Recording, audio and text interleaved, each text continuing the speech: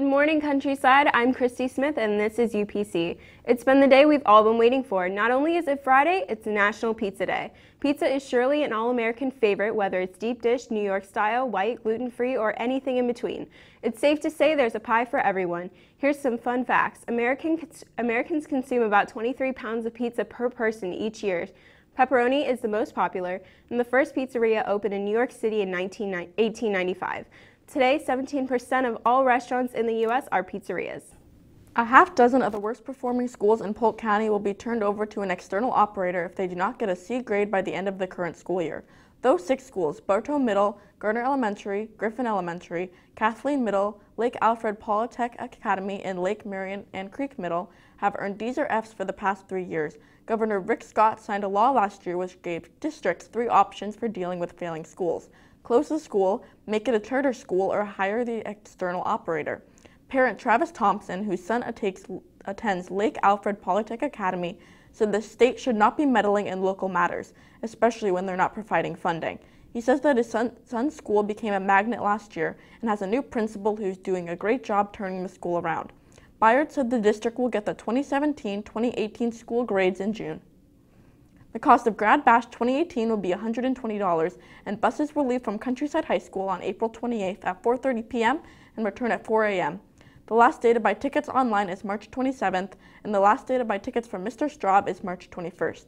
For more information, see Mr. Straub in D-Wing.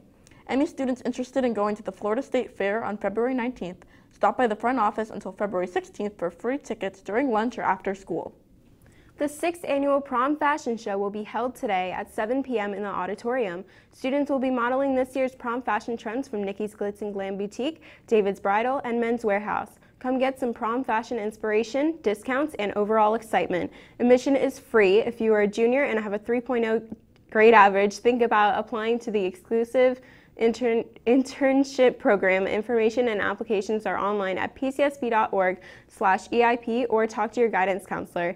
The application deadline is February 16th. In sports, Bo has news on the NBA. Bo?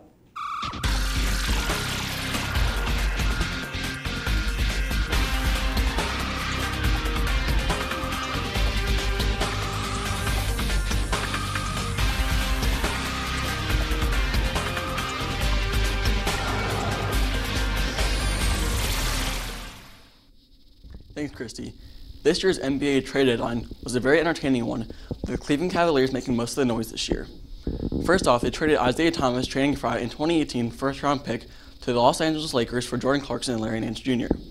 They then traded Jay Crowder and Derrick Rose to the Utah Jazz in return for Rodney Hood, as well as giving the Sacramento Kings Iman Shumpert for George Hill. Their final trade was Dwayne Wade to the Miami Heat for a second-round pick. The Cavs have struggled a lot recently, but will hopefully improve after these trades. That's all I have in sports. Now back to the news desk. Thursday marked 108 years since the founding of Boy Scouts of America. A lot has changed since 1910. It's a big tradition for the Boy Scouts, learning how to properly fold and handle the American flag, and leading this group, a Cub Scout hopeful who in the past did not fit the mold. Jody Vanway, den leader, states, "I've watched most of these girls grow up from toddlers where they just had to sit back and watch." That's right, girls.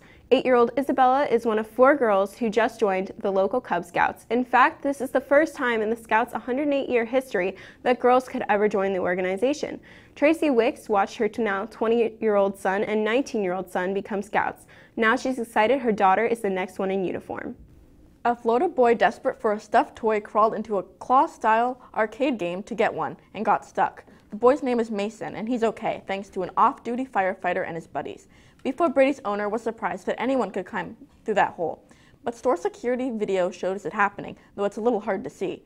Mason was in there about 11 minutes before firefighters pried open the door. Jeremy House, a firefighter, admits that in over my 20 years in the fire service, I've never seen anything like this. Mason, who appears to restaurant staff to be about 7 or 8 years old, got to keep one or more of the stuffed toys. That's all we have for you today on UPC. Thank you for watching and have a great day, Countryside.